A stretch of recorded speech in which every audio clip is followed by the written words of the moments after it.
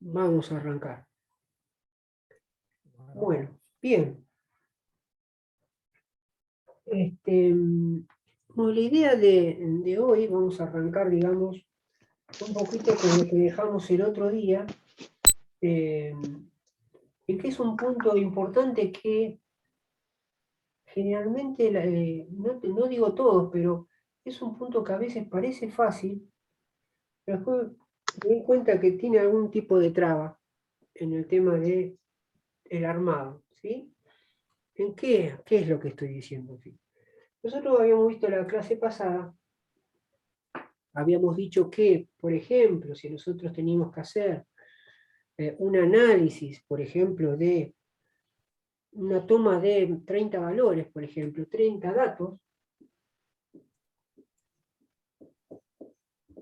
30 datos, y si veíamos que no era muy repetitivo, como en ese ejemplo que nosotros habíamos visto, el de la cantidad de hermanos, que era entre 0 y 5, ¿está bien? Entonces no había mucha dispersión numérica, ¿está bien? Entonces, si tenemos 30 datos de cualquier índole, ¿está bien?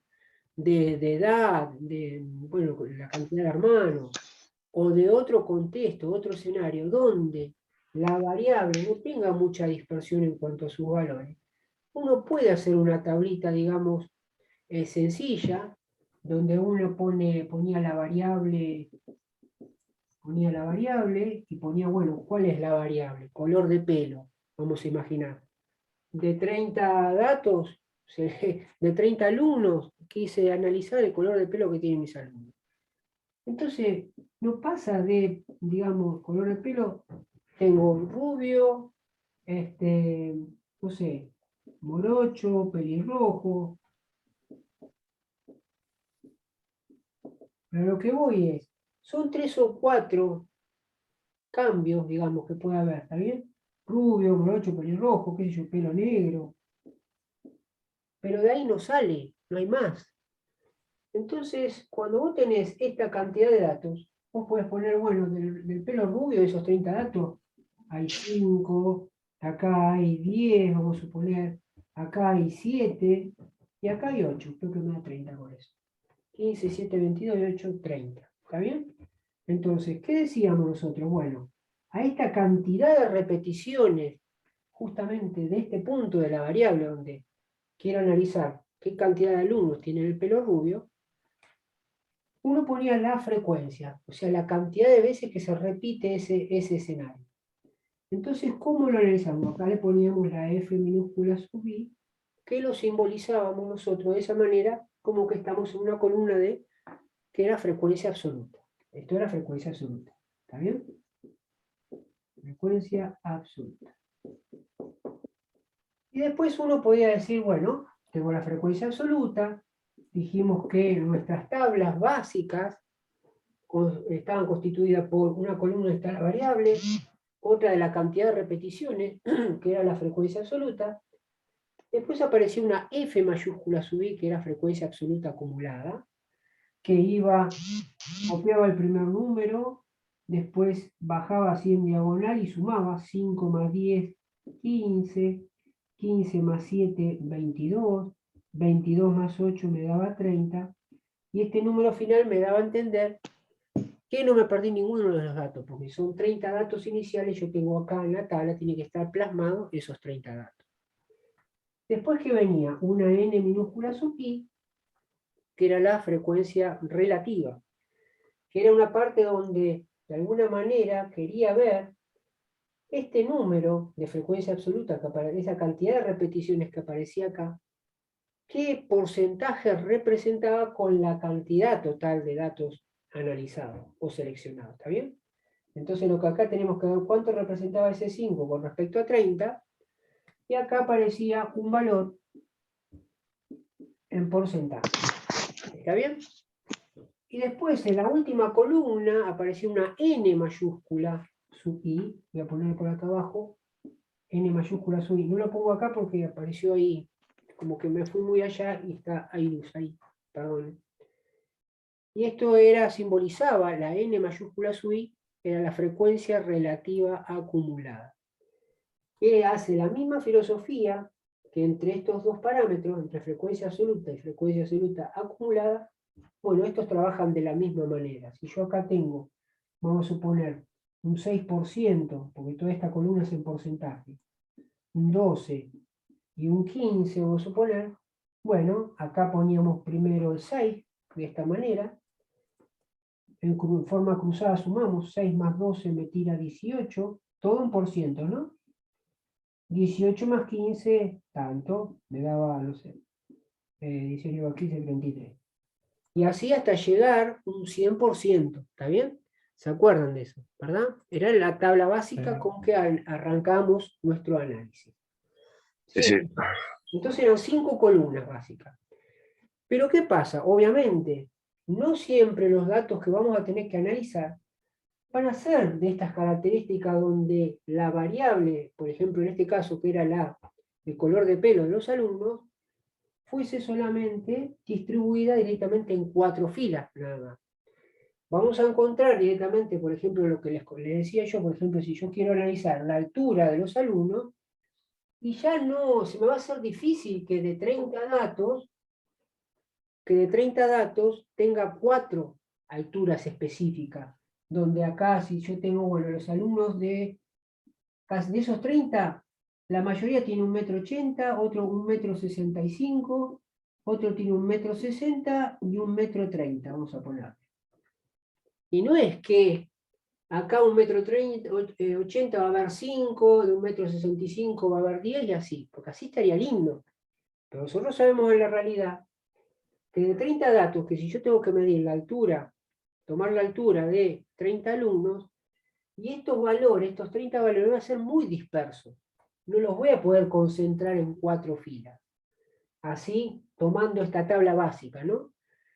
Entonces, ahí que surgió la presentación de otro tipo de tabla, como diciendo, bueno, se puede hacer una tabla, también, digamos, bastante sencilla, pero nada más que ahora esta dispersión de valores vamos a tener que tomarlo, digamos, en cajoncitos, ¿está bien? En intervalos. Entonces ahí surgió lo que la otra clase habíamos abordado, que era, digamos, las tablas de frecuencias agrupadas. ¿Está bien? Entonces, habíamos introducido la idea de tablas de frecuencias agrupadas.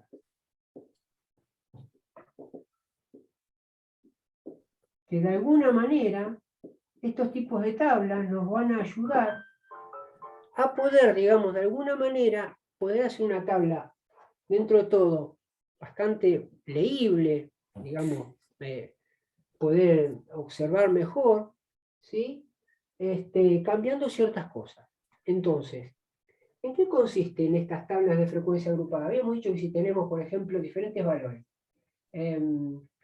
habíamos arrancado con diferentes 12, 13, 14, 15, 17, 20, 25, 30, 32, 35, 37, 42, 57, 83, 82, 91, 91, 92, 92, 92, 92, 92.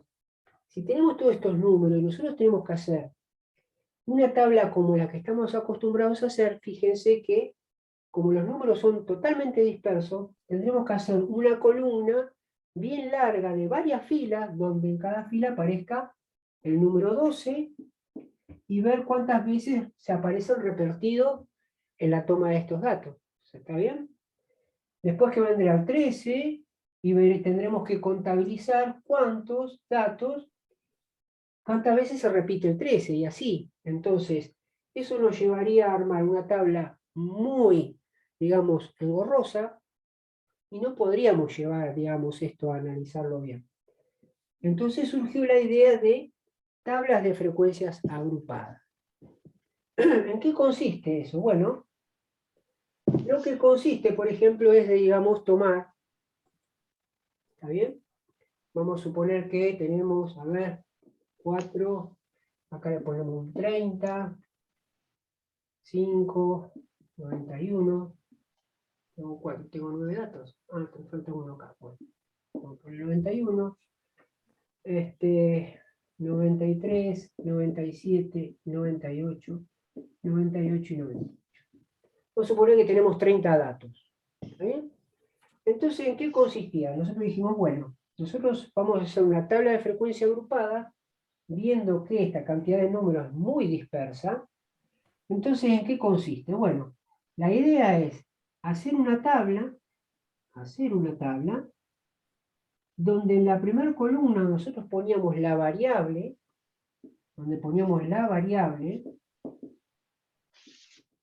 y en el primera fría poníamos ver 12 y poníamos la cantidad de veces que se repetía el 12, que aparecía el 12. Acá, viendo que hay mucha dispersión de números, la idea es, en vez de poner un 12 específico, poner cajoncitos. ¿En qué consiste esos cajoncitos? Es decir, mira, vamos a hacer un cajoncito donde mi extremo inferior sea 12 y el superior, por decir, vamos a ponerle el 30.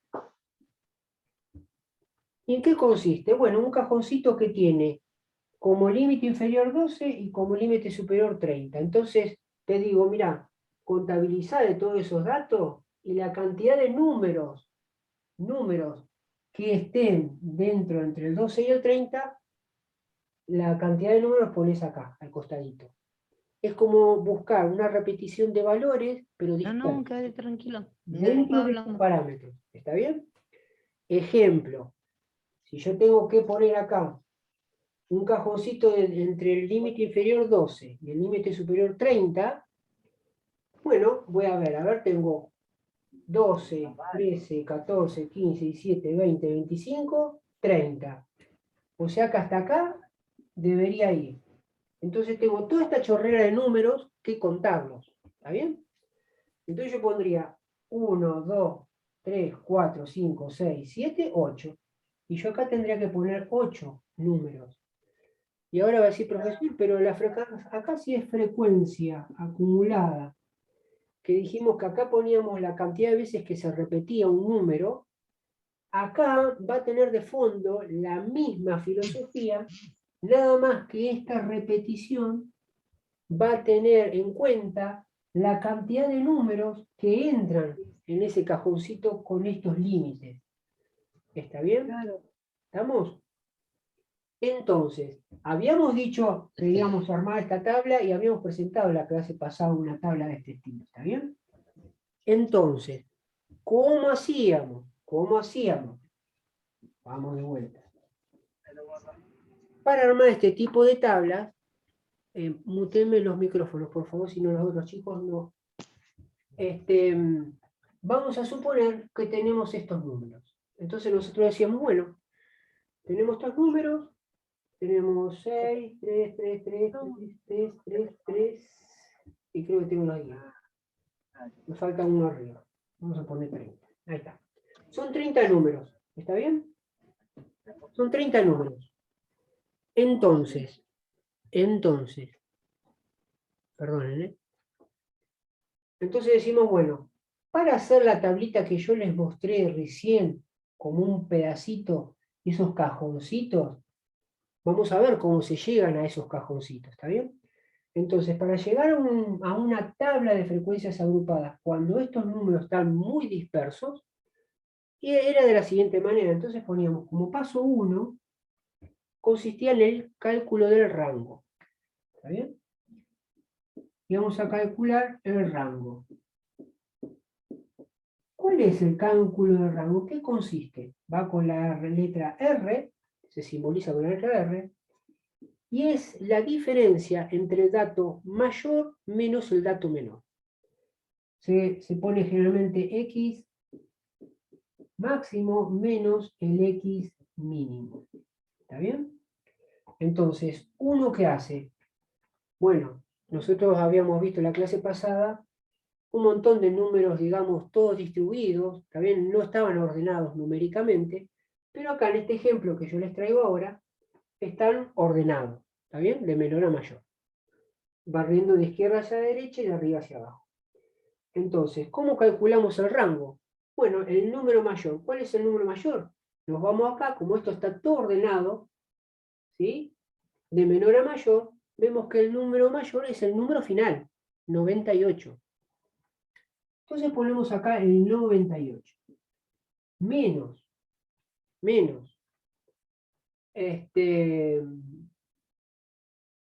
98 menos el dato menor. ¿Está bien? Entonces el dato menor va a ser el primer número. Si todo esto está ordenado, bien ordenado, el número menor o el más chico es el 12. Entonces ponemos acá 12. ¿Está bien? Hacemos esa resta. Entonces el rango nos va a dar 86, ¿verdad? 86. ¿Está bien? Entonces hasta acá es como si este valor no sirviera, pero sí me va a servir para el segundo paso, que el segundo paso es importante. ¿Está? Y consiste en lo siguiente. El segundo paso,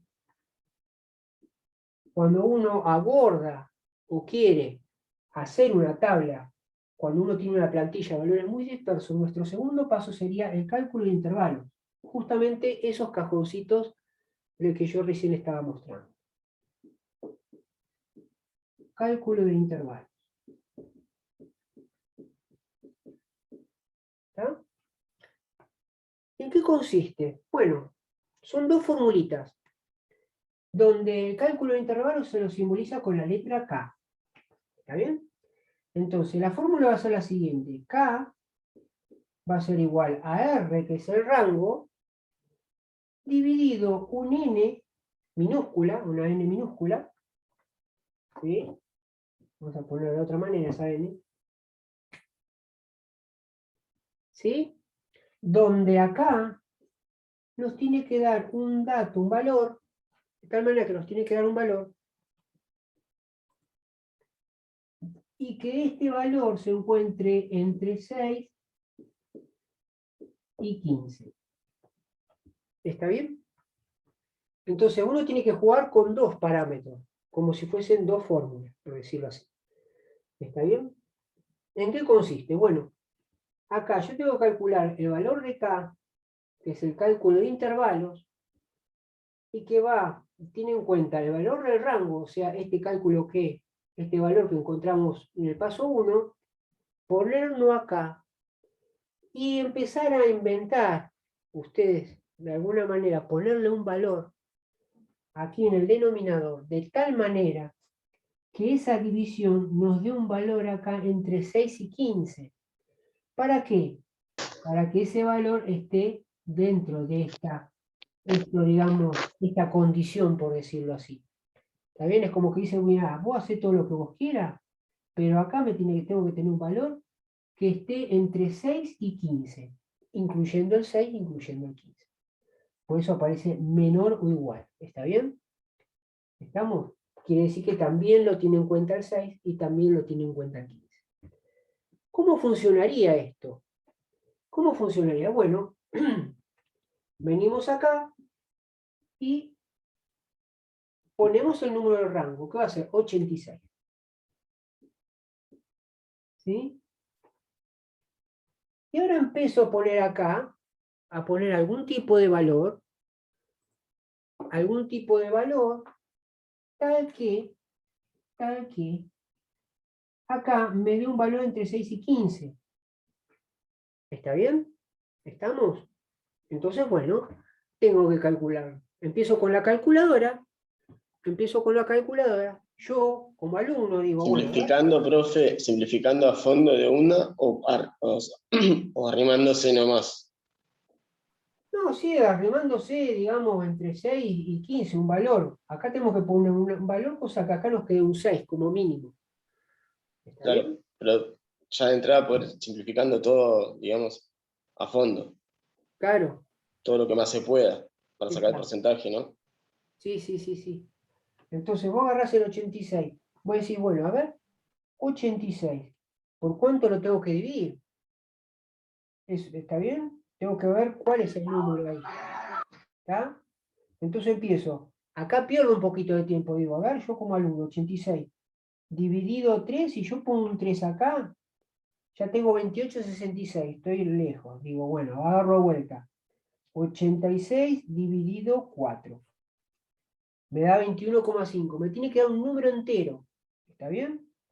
Sigo. Entre 6 y 15. Yo lo 86 lo dividí por 14, me da 6,14. Claro, nos tiene que dar un número entero. Ujú. Tenemos que buscar, tiene que haber. Entonces sigamos. Dijimos por 6, ¿no? Por 6 me da decimal. Sigo, 86 dividido 7 me da decimal. 86 dividido 8 me da 10,75. Sigo, 86 dividido 12 me da 7. ¿Está bien? 86 dividido, a ver, Iríamos a 13 ya. claro, lo que pasa es que se me hace más chico, 6,61. 6,61. Sí, Entero, no sé si Dividido nos da 10, un profe. número. y lo que pasa es que si lo hacemos dividido 10 Queda me da 8,6. 8,6. Tampoco, Acá me tampoco es tendría que dar un entero. número entero. ¿Está bien? Me tendría que dar un número entero. Vamos a cambiar. Profe, Decime. una pregunta, ¿y cualquier número se puede poner ahí?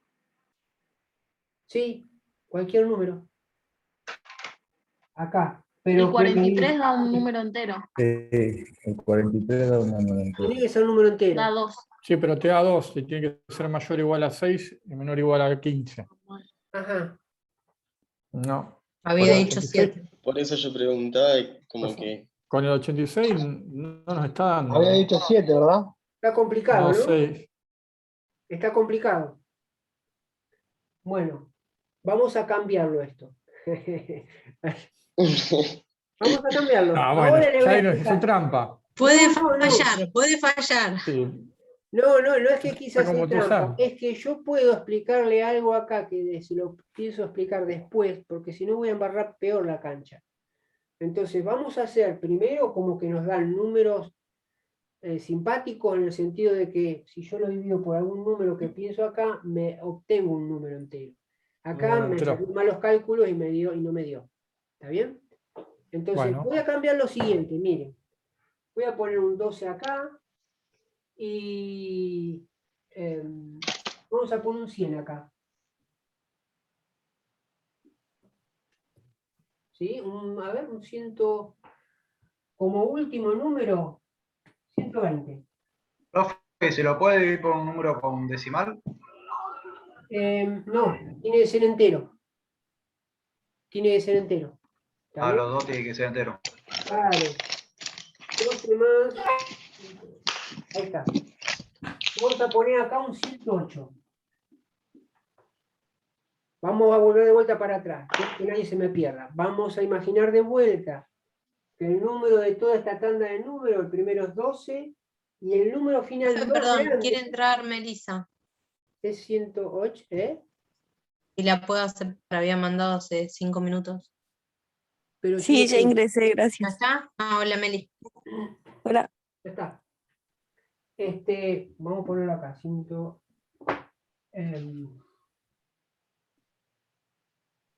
132. 108, 132. ¿Está bien?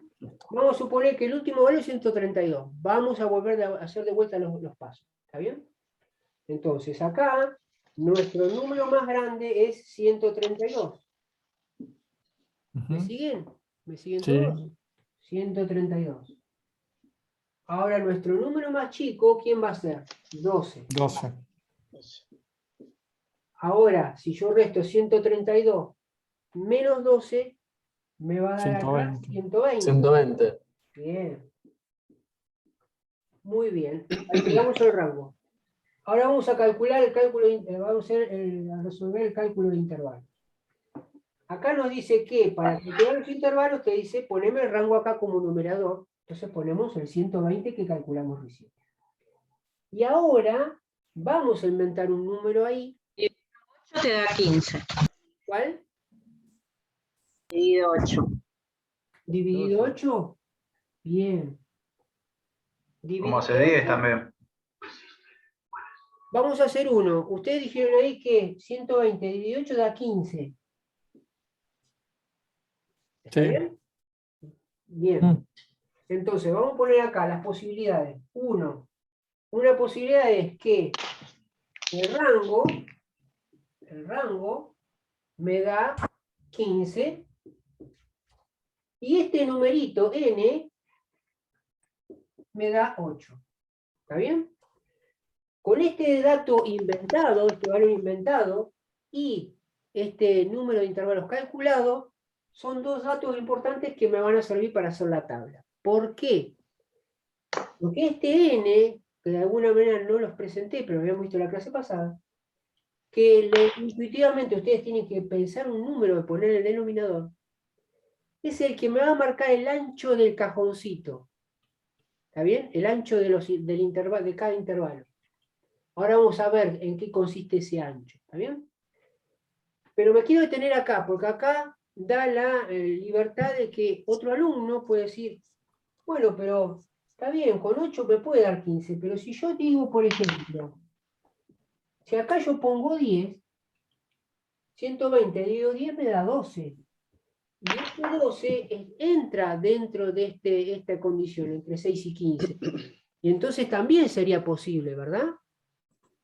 ¿Está bien? Sí. Sí, se entiende. Entonces, como una segunda opción, tendríamos un valor de K de 12 y un N de 10. ¿Está bien? Sí. Bien. Ahora, uno podría haber dicho, pero si yo pongo 12 acá, acá me daría 10. Y estaríamos dentro, este 10, y lo meto acá y va fenómeno. También podría ser, ¿verdad? Sí. Entonces, una tercera alternativa es que nuestro K sea de 10 y nuestro N sea de 12. ¿Está bien? ¿Estamos? Ujú.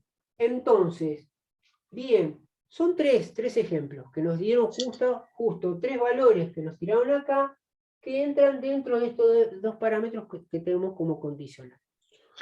Entonces, listo, tenemos tres posibilidades. Se Entonces, está por cortar, profesor. listo. Salimos y volvemos a entrar. Vamos, chicos, somos Ok. 33.